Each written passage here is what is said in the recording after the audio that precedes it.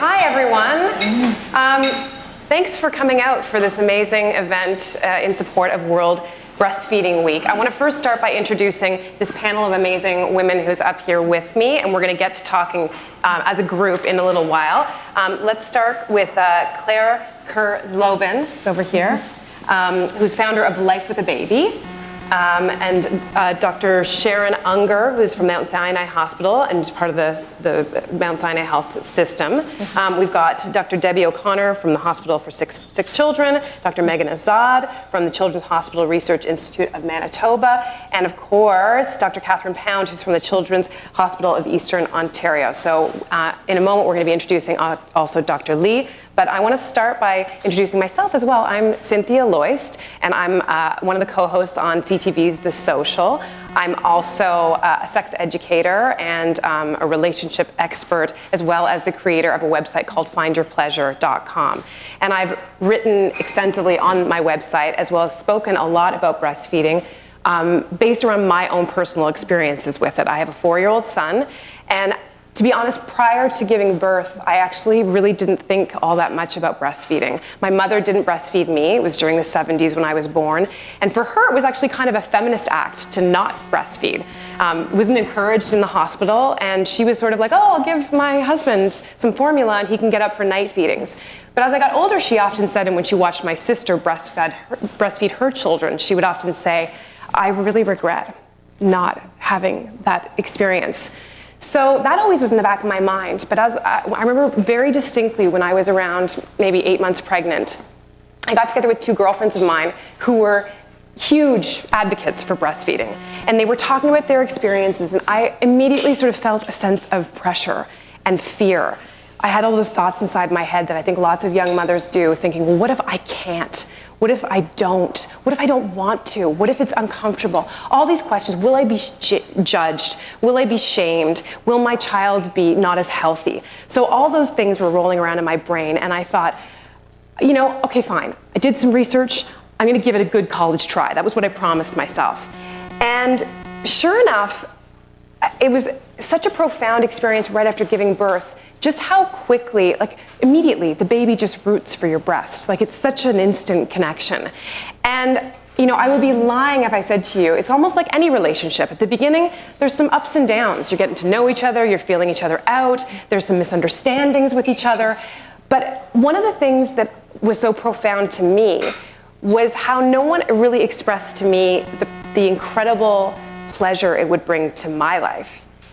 I think there's so much rhetoric around, and we do need to talk about that today, about the health benefits for the baby, but I think a lot of times people don't talk about the health benefits for the mother. And for me, they were countless. I felt this incredible oxytocin rush and bonding whenever I got to breastfeed. I went back to work to launch our show, The Social, about 3 months after giving birth, so I pumped every day at work. And the sense of calm that not only pumping, but also then getting home to reconnect with my child. And the power that I also felt that no matter what situation I was confronted with, you know, airport, screaming child, boob. At a park, you know, screaming child, boob. In a restaurant, screaming child, boob. The answer basically always was boob. And I felt such an incredible sense of empowerment and control. You know, and I guess what I really want is for all women to have the opportunity and the support to have the type of experience that I did. So enough about me. I would like to start talking with this as a group discussion. So without further ado, I would like to introduce Dr. Shu Lee, who's the scientific director of the Canadian Institute for Health Research. Am I saying that properly? He's also the Child and Youth Health and Pediatrician in Chief at Mount Sinai Hospital.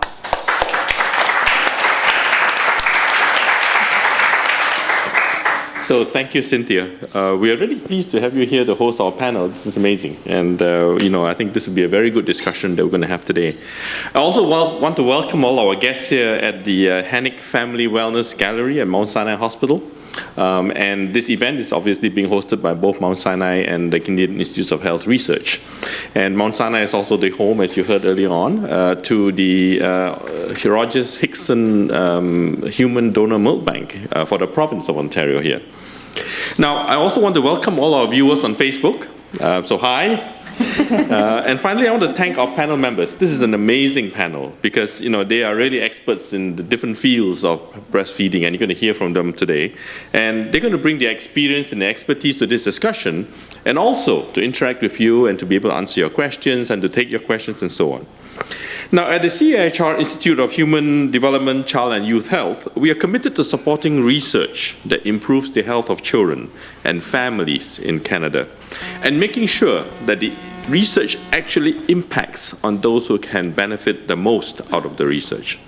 And today's event is an example of how we are seeking to use research to improve the health of Canadians and to help them access by helping them make health decisions for themselves and their families. Now, as you know, breast milk and breastfeeding are critically important to giving babies the best start in life. And the evidence is growing that this benefit is not just short-term, it's actually lifelong. And in fact, all the experiences, all the nutrition, all the health, and so on, the programming of the baby from very early in life actually affects the whole life trajectory, so that it determines the health and well-being of an individual even later in life, whether or not a person develops chronic disease and so on. All these things start from very early on. And that's why this is so important here today. Now, you also hear from our panelists that breast milk is not only a source of nutrition, it actually also contains all kinds of bioactive proteins and living cells that provide immunity, protection, and development for the baby as the baby grows. So in fact, breast milk has a lot more benefits than we actually understand. And a lot more research needs to go into it so that we can understand better. And our researchers will clarify on this as we go on. In addition, Cynthia alluded earlier on to the psychological well-being, the bonding between the mother and the child. But it's not just the bonding. In fact, this bonding also sets off physiological triggers that allow for enhanced growth and development of immunity, of mental health, and so on. So in fact, it's important all around for growth and development. And we are here today because we still need to do more to support women who are breastfeeding and who encounter problems. And this is particularly true when we hear about challenges that women face when they breastfeed, and particularly when they try to breastfeed in public, as Cynthia alluded to earlier on as well, and when they return to work. So I encourage you to listen, to ask questions, and most important, to consider how you can contribute to this effort to promote breastfeeding in your communities. Thank you for being here. Enjoy the discussion.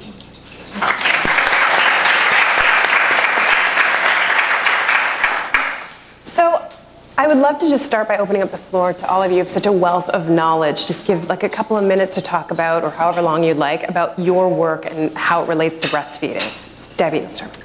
Okay, well, Dr. Unger and I are a research team, and we're funded by CIHR, and we thought we'd spend our couple minutes just talking about where we started on this journey with our breastfeeding donor milk project. So I'm going to have you start first. Yeah. Okay. See what you did there? Doctor, I'll pass it back. Okay. Well, I'm a neonatologist here at Mount Sinai Hospital, and I had long had an interest in preterm babies, and I think having my own children, as with Cynthia, developed my interest in providing breast milk for babies. And what we know in the intensive care unit is that our mothers are incredibly motivated to provide their own milk. But for a whole variety of reasons, our moms are the ones who have the most trouble providing their milk for their babies.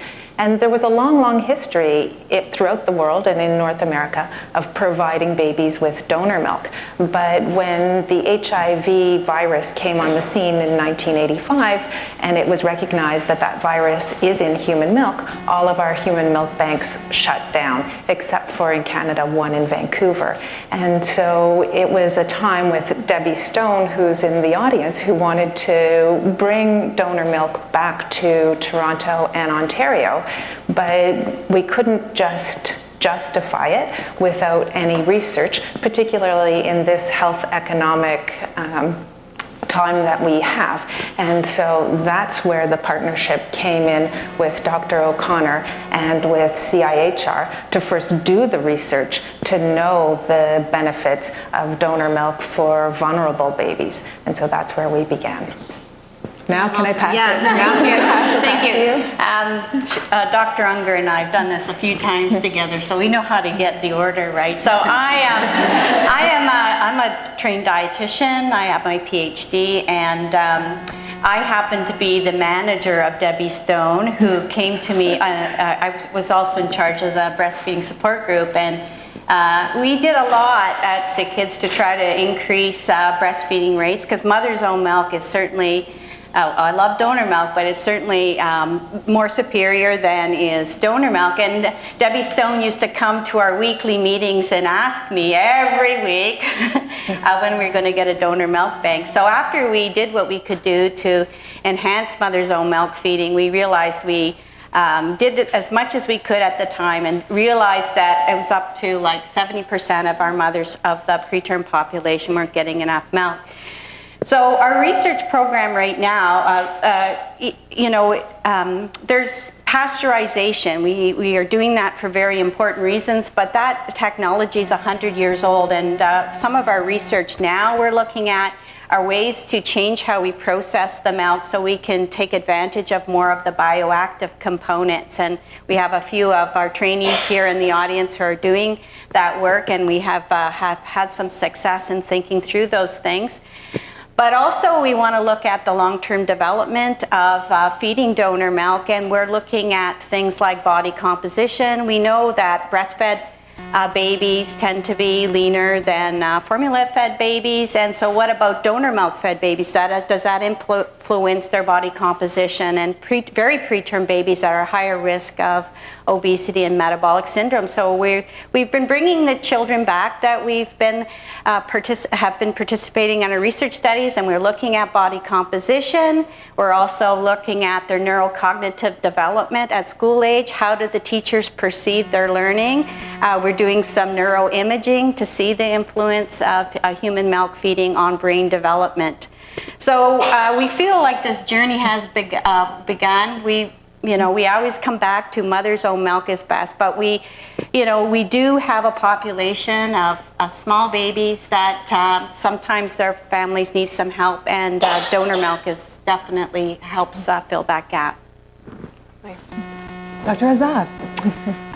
So I'm an assistant professor at the University of Manitoba, and my background is as a molecular biologist. And so I started a few years ago studying the infant gut microbiome, or the gut bacteria that live in all of us and help keep us healthy, mainly. And these gut bacteria are established really early in life at birth. So I was studying those bacteria, and we were wondering, knowing how important they are for lifelong health, how do they get established really early on? And so I work with an amazing study called the CHILD study. This is a study funded by CIHR. We have 3,500 families participating. These are moms that we recruited during pregnancy, and we've been following them and their babies as they grow up. So we had fecal samples, or dirty diapers, from those babies, and we used that to look at their gut bacteria. And one of the main findings was that babies who were breastfed had a very different mixture of gut bacteria than babies who were formula fed. And that's maybe not so surprising, because what the babies eat is what their gut bacteria are going to eat. So from there I got really interested in breastfeeding and breast milk and how it was shaping this gut microbiome, because that's something we really don't know a lot about yet. And so in this CHILD study, in addition to the dirty diapers, we had collected samples of breast milk from all the moms. So right now I'm working on some really interesting studies where we're analyzing that milk and seeing what's in there to help shape these gut bacteria communities. So you might have to cut me off because I can go on and on. No, that's fascinating. There are so many neat things in breast milk. So one example is something called human milk oligosaccharides. So these oligosaccharides are complex carbohydrates that babies don't actually digest. And so we've known about them for decades, but nobody paid much attention because it was thought that, well, the babies don't even digest these, they must not be important. It's only now that we realize about the gut microbiome and how important it is, and we've learned that these oligosaccharides are actually food for those gut bacteria.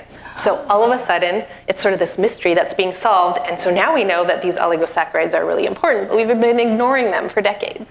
So now we're studying them, we're finding that humans make over 100 different oligosaccharides, but not every mom makes all the same 100, and we don't know why some moms make different oligosaccharides than others, so it's a really neat area of research. We're also studying microbes in the milk. So in addition to those gut bacteria, there actually are live bacteria in human milk.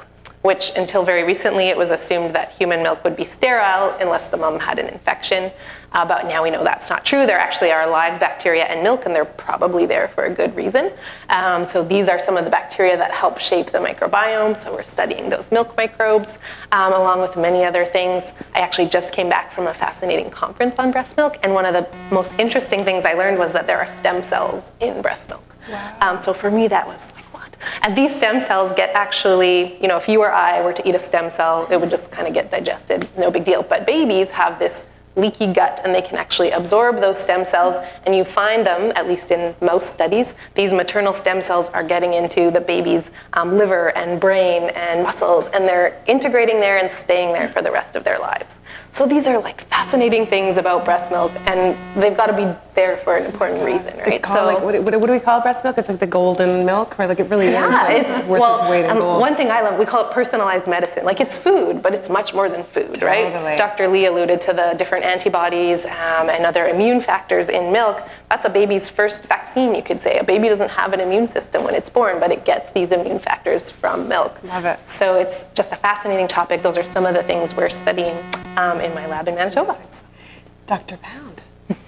So my research actually comes from a personal experience, with my own personal experience with breastfeeding. So when I had my first child a few years ago, I ran into a lot of problems with breastfeeding. And being a pediatrician, I didn't understand how that was possible, because I thought, well, I'm supposed to know what to do with babies, right? This can't be that complicated. And I just couldn't, it was really hard. We managed to get through it, but you were talking about the ups and downs of the relationship. It was a little bit more down at first. It ended up being up, but it was challenging. And then I went to my pediatrician, my child's pediatrician, family doctor, and tried to get the information and tried to get some help, and hit wall after wall after wall. And that brought me to thinking, this doesn't make sense, right? As healthcare professionals, this is such a basic and important, crucial thing to children. We should be able to help. And I thought, okay, well, let's see a little bit further. Let's see what's really going on here. And what was interesting to me is that when you talk about breastfeeding, people immediately think about moms, right? Because they're the ones breastfeeding. And there's a lot of support for moms, and there's a lot of responsibilities put on moms' shoulders as well. But I think there's a really important side of the equation here that we're forgetting, and that it's the healthcare professional side. Because for any kind of health topic that is so important, there's help from healthcare professionals. And I felt at that point that wasn't there, and I was trying to figure out why a little bit. So I took the research a little bit further and went on to see if there truly was a problem in terms of healthcare professionals' knowledge of breastfeeding and what we can do to fix it. So, and again, if I'm talking for too long, please stop me.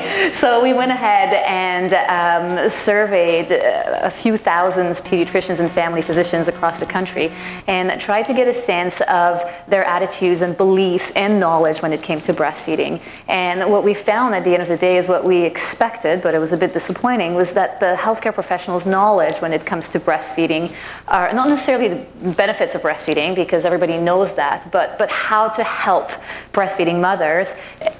People just didn't know how to do that. And what was interesting about that research is it allowed us to identify specifically what the gaps were in the Canadian population. So based on that, through years of research that also got some funding from CIHR, we were able to get a group of national experts, all had some sort of interest, or who were stakeholders when it comes to breastfeeding, to get together and determine what the best way to move forward was in terms of how to teach physicians and residents and healthcare professionals how to specifically address those breastfeeding needs. Yeah, because that support is so. I remember talking early on with a friend of mine who said that she reached out when she was having problems breastfeeding, and I think it was Dr. Jack Newman, who I'm sure most of you are familiar with. He had emailed her back and just said these three words: "It gets better." And it's a simple statement, but for her it was like a lifeline, because it was kind of like saying, like, you know what, it's not always going to be this way, and that was a beacon of hope for her. Anyway, we'll talk a little bit more about that in a bit. Claire. Hi. Okay. Well, I'm not a researcher. I'm here as a parent advocate. I work with Life of the Baby. We're a maternal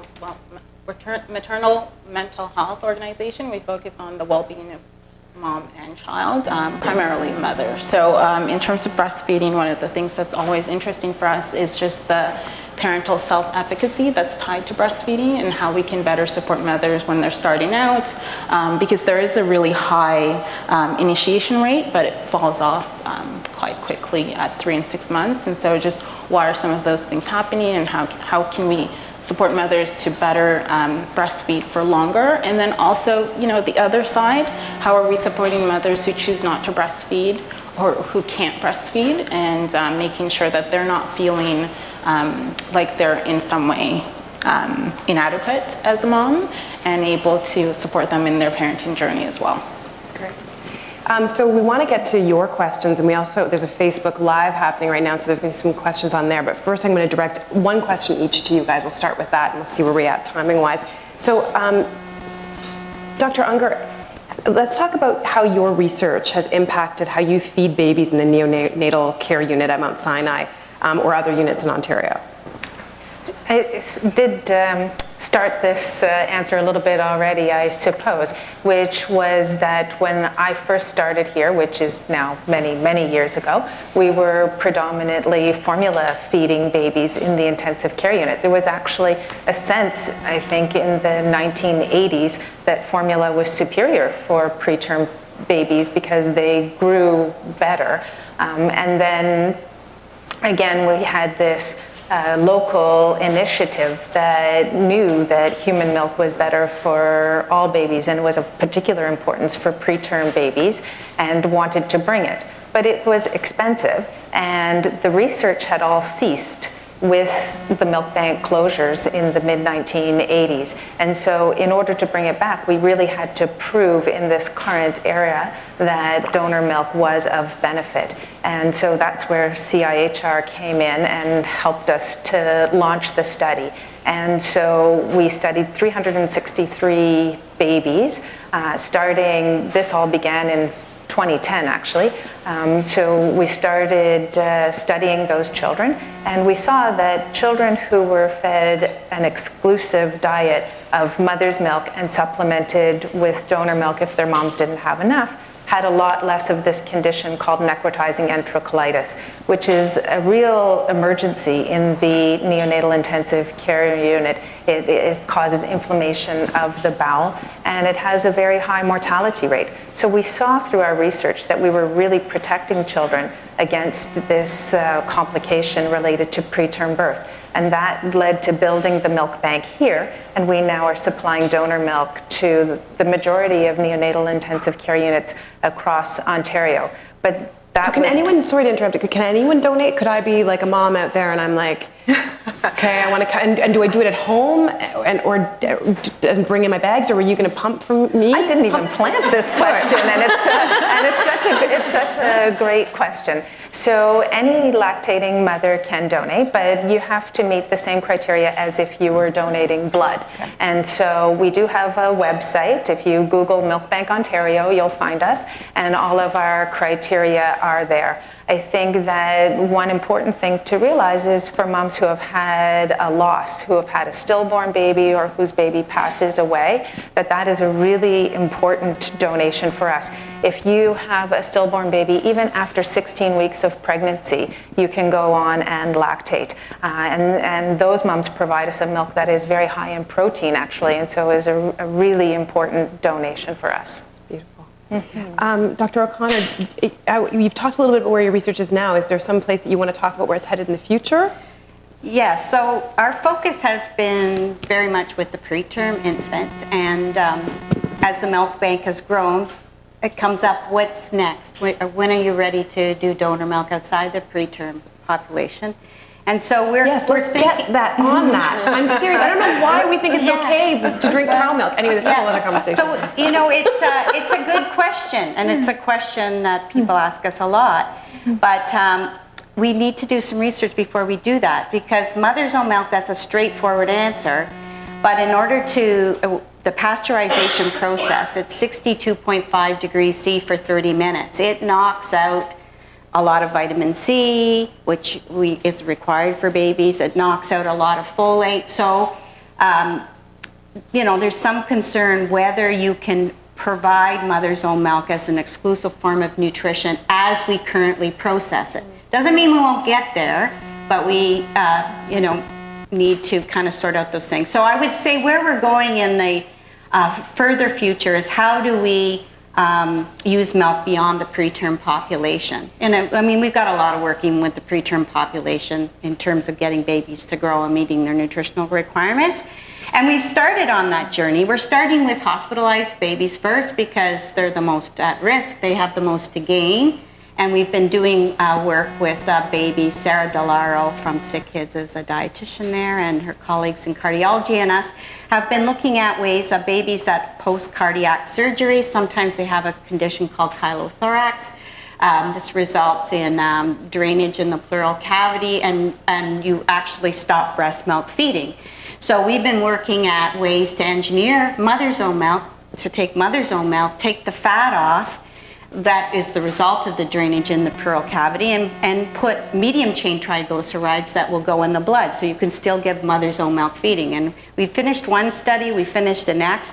It totally works in terms of recovery of these babies, and it really makes a difference to the moms. I have to tell you, wow, it really makes a difference to the families and in being able to do that. So I see that as our sort of stretch goal in the future in terms of broadening, engineering mother's own milk and broadening the use of donor milk. But just to kind of remind people, there's a few steps we have to do to get there. Got it. Yeah. You've touched on some of the health benefits of breast milk, but so I'm curious to know, there's this catchphrase that we hear a lot these days, which is "fed is best," and I mean it's something I think that a lot of mothers embrace because obviously that's true. Yes, fed is better than not feeding. But what do you say when it comes, like how can we have that conversation when we know actually that breast milk is better without it becoming something where it's about shaming or making people feel? Do you have any thoughts on that? Yeah, that's a good question and a tricky one. I think, one of the things is breast milk, it's amazing. It's got so many things, all the things I mentioned. It also changes with the baby as the baby grows. So the baby's needs change, the milk changes, it changes from morning to night. Like, it's really incredible. So that's really difficult to replicate with a human milk substitute, right? But as you said, there's not every mom can breastfeed. Not every mom chooses to breastfeed. I think it's about doing this research so that we know about the benefits, the health benefits, and how it works, what's in the milk, so that we can tell this to moms and they can then make their decision based on that. You talked about your mom in the 70s when at that time it was assumed formula was better, and so moms made their decision based on that knowledge. So your mom, knowing the things that we just talked about today, now might have made a different choice, right? Yeah. So it's about discovering that information, letting moms make their own informed decision, and then also having the support. So I think you mentioned a lot of responsibility is put on the moms, but it's about supporting those moms. So understanding what society can do, what individuals and communities can do to help those moms. And at the end of the day, the research we're doing about the composition of milk and how it works can also be used to generate better formulas and help all the babies that can't be breastfed. So I think it's important for all moms and babies, the research we're doing. I mean, let's talk about support a little bit more. I guess maybe the question might be, how do we have evolve this conversation so that it's not so much, or what kind of support do you feel like is really lacking? Maybe that's the best question. What do you feel is lacking in support right now? What do we need to do better? There's so much that I can do better. How much time do you have? No, I think for me what's really important is to take some of that responsibility, and I was alluding to that before, take some of that responsibility away from the mothers and put it also on the healthcare system. And I think part of this, for lack of a better word, animosity that sometimes we feel or that we hear, where people say that they're shamed into breastfeeding or forced to breastfeed, a big part of it, I think, comes from the fact that the support isn't there, right? And we're asking people to do something that we say is best for the baby, and we're telling them, this is it, you've got to do this, but we're not helping people. So it is difficult, it is frustrating as a mother. So I think the first thing we need to do is, we've done a great job at giving all sorts of apps for mothers, there's websites, there's organizations, there's peer-to-peer groups. What we need to do now is to bring up that other side, the healthcare system side. Because if you look, for instance, at the pediatrics residency program, this is the one I know best because I went through it, there really isn't very much about breastfeeding. We learn all about the benefits of breastfeeding, which is wonderful, but we learn nothing about how to actually help and troubleshoot, right? So as a physician, I'm not going to go ask a mother how breastfeeding is going, because if she says poorly, then what am I going to do? I don't know what to do, right? So I think we need to start looking into this part of the equation and start giving physicians the tools they need, because there's a lot of studies that show that patients of physicians who don't talk about breastfeeding won't breastfeed as long. So physicians don't realize the impact they have. And I'm saying physicians because that's the population we studied, but that extends to all healthcare professionals. People don't realize how much of an impact they have on the mother's decision to breastfeed and how much support they can provide. And we also know that physicians who talk about breastfeeding or who just observe breastfeeding, their patients end up breastfeeding longer. So the evidence is there, the science is there. We just need to bring people to that point. So I think the first thing we need to do is incorporate this into healthcare practitioners' training. Yes.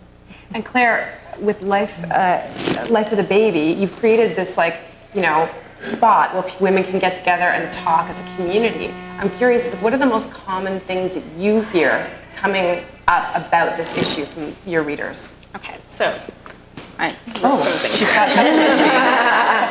did a little survey, I posted it in the group last night, and I said, I'm going here today, and this is going to be talking about breastfeeding. What do you want people to know? And it's actually one of the big things was just that when they ask for help, depending on where they're going to ask, their doctor may not know, and so they're kind of stuck because they've asked for help, but they can't get the support. And then, I mean, there's groups like, La Leche League and other groups, but if you can't get out to get to those groups, it can be very isolating. So one of the biggest things that kept coming up was just that breastfeeding in the initial stage can be very isolating. And so, of course, I said, well, what are some of the things that might be helpful? And one of the things that's not talked about a lot is partner support. So if you support the partner who's supporting mom, breastfeeding will actually be more successful and might last longer, because then they don't feel so alone in the journey. Because for a lot of people, the situation is that they're nursing in a room by themselves in quiet because it's so difficult, and they're trying to get the baby to latch, and they're just locked off from everyone else. And if the partner, little things that moms mentioned that was really supportive and made them feel like they could actually do this was bringing them a bottle of water when they sat down to nurse, or getting a movie ready or putting Netflix on because they're going to be sitting down for 20 minutes, so that it's not as isolating. And the other thing was just that a lot of moms want to do it. They start off trying, and it's not as easy as we hear in the prenatal classes, right? We hear the term natural, and the baby will just know what to do. And I nursed 2 kids, and neither of them knew what to do, like what's happening, right? And it's a relationship between mom and baby. So, and that's going to look different for each child, even within the same family unit. So just that ability to support and understanding that it's a village. So I think you were mentioning that a researcher had gone and looked at why a lot of moms were not necessarily breastfeeding in North America versus other tribal countries. And the thought might have been that, we just don't want to do it because our society is different and we want more flexibility. And it really just comes down to not having that village of support where someone's actually going to show you how to do it. We misunderstand, or we make the assumption that as a mom who might have been managing work and you're educated and you're managing like all the stuff, it's just a baby. And you're just going to breastfeed, and you want to do it, but the support is just not there, as in someone to show you how to do it. I know one of the biggest challenges that came up, there's so many, oh my God. So one thing that a lot of moms mentioned, and I think this is something that we can do better, is that in a lot of hospitals, the lactation consultant is not there on the weekends. So if you have a baby during the week, yay, someone is there to support you, but you know, this baby decides they want to come on a Saturday, and you have no control over that, but there's no lactation consultant available to help you, and we're there for 24 hours, so you might actually be discharged before someone actually shows you how to do this. Then you go home, and you're left to try to figure this out on your own, and then you may say it hurts, and then someone will tell you it's not supposed to hurt.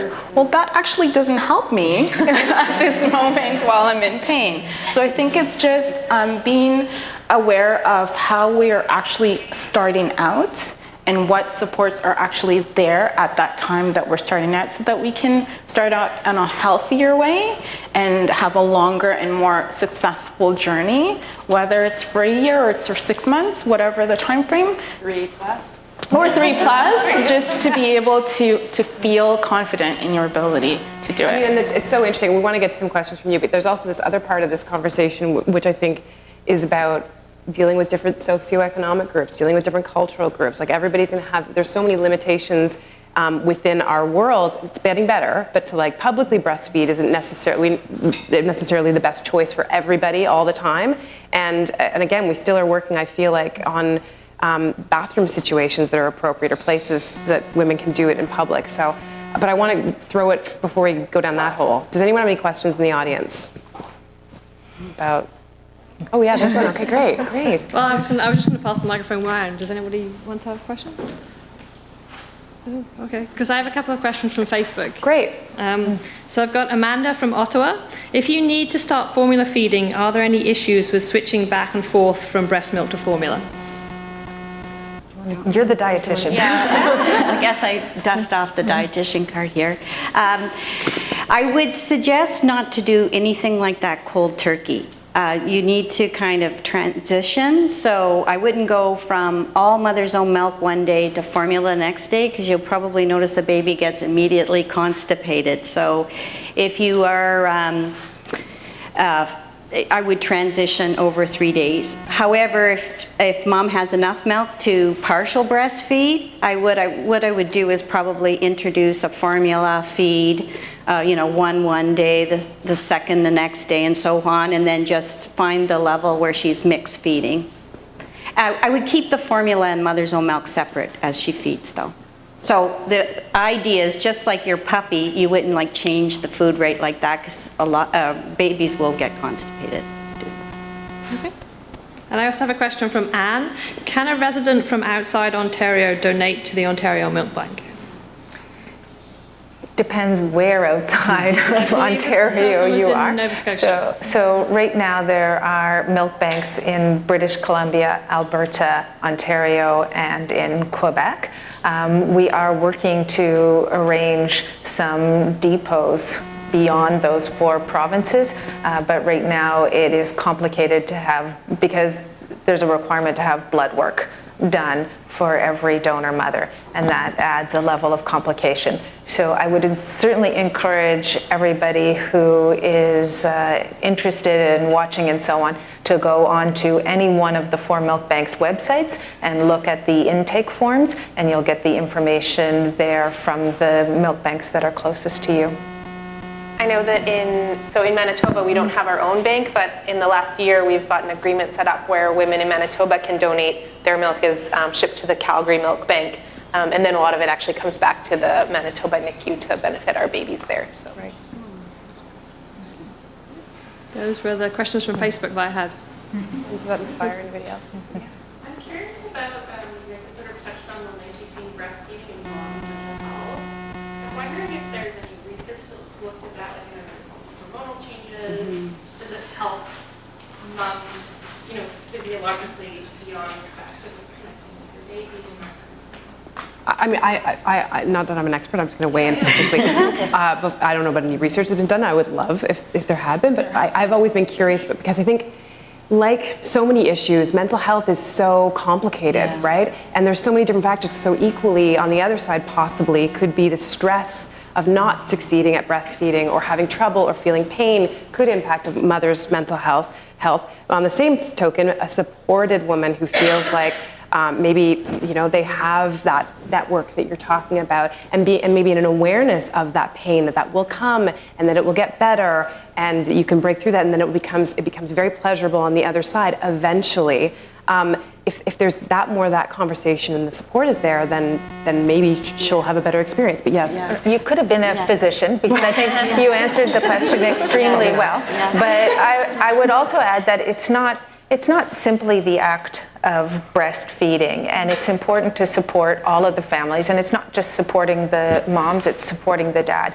And there's more and more evidence coming out now, for example, about simple skin-to-skin care as well, and how that impacts the mental health of the entire family, and about the long-term impact on health and development from skin to skin. So it's not simply the physical act of breastfeeding, although exactly as you say, can weigh in positive and negative for mom's mental health, but it's the full picture.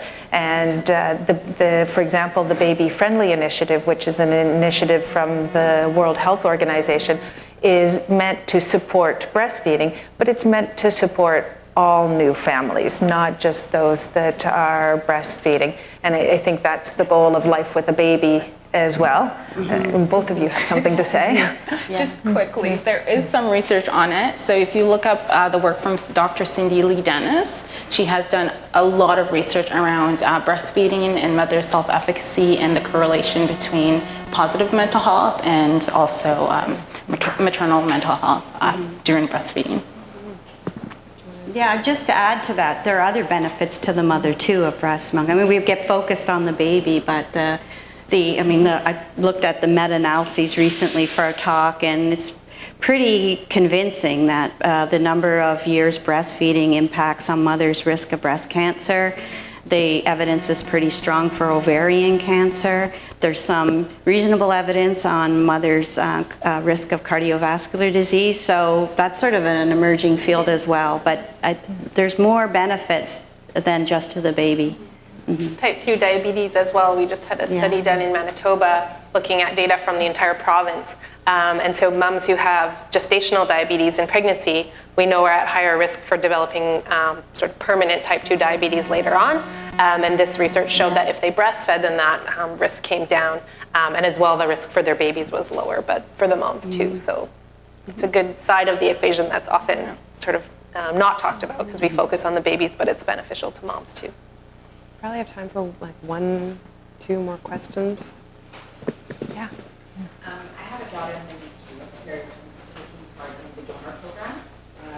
So I've just been told that we need to kind of transition her off, because I guess the bank is running low. And she will have to be put on a formula. So I guess everything that you guys just mentioned in terms of benefits is something that my husband and I have been fully on board with. So to now go into formula, there's a little bit of a shift in terms of, I guess, guilt or worry as to what would be associated to that formula, knowing that once I am able to produce the amount that would match how much she's eating, because she's a little bit of a chunker, to transition her back onto my full milk, is there an issue from going from donor and me, formula, me? Congratulations on your daughter. I think that right now our suggested guidelines from the milk bank are really surrounding the highest risk babies, and we're covering the high risk time when the babies might be at risk for this necrotizing enterocolitis condition that I've mentioned. So I think as far as our current research and evidence, we really are covering that risk period. So rest assured from that point of view. And I think, as Dr. O'Connor mentioned, we never go cold turkey from one type of milk to another. So your baby would be transitioned off of the donor milk, but as soon as your milk is available, that would be the preference to provider first, of course. From donor to breast, donor formula. No, and in fact, the evidence for having even some mother's milk, I think, there's strong evidence that any mother's milk is beneficial. And so many neonatal intensive care units right now will ask mothers to supply a drop or two of milk that goes directly into the baby's mouth, which is very different from what we do with donor milk. And the idea behind putting a drop or two of mom's own milk in the baby's mouth is that it provides those bacteria, it provides the baby with some immune protection at the very source where bacteria start getting in. It's also incredibly sweet, and so it provides the babies with a nice pain reliever too. And so I think the evidence is there that getting any mother's milk is quite protective for your baby. One more? Has there been any movement on having OHIP covered lactation consultants come after birth? In Ontario, there is a new initiative from the Ministry of Health. It's not specifically for lactation consultants, but it is providing babies who are in the intensive care unit with their mothers with pumps and with extra support for providing mother's own milk ahead of providing donor milk. There's also support within the province for the baby-friendly initiative that I was mentioning. And then they've put online the telehealth numbers that you can call for help. And then the people who support families at home is public health. It's not specifically lactation consultants, as my knowledge. No. Leche League, I don't believe a lot of the consultants, I don't think they charge anything. Correct me if I'm wrong. Yeah, you have to go to a group. Yeah. So yes, but I bet it's not that hard to find consultants who care, who are that passionate, who will actually take phone calls. And if you ask around, ask me, I will give you a name. If you call, depending on where you're located, the public health nurses, a lot of them are trained in supporting moms at home. Like I had terrible time with breastfeeding with my first, and a nurse from the Healthy Baby, Healthy Children team came out and provided in-home breastfeeding support, yes. Yeah. So there is some support through the public health unit. So thank you all for coming today. I want to just invite Dr. Lee up to give some closing remarks. Wow, wasn't that amazing? Yeah, a round of applause.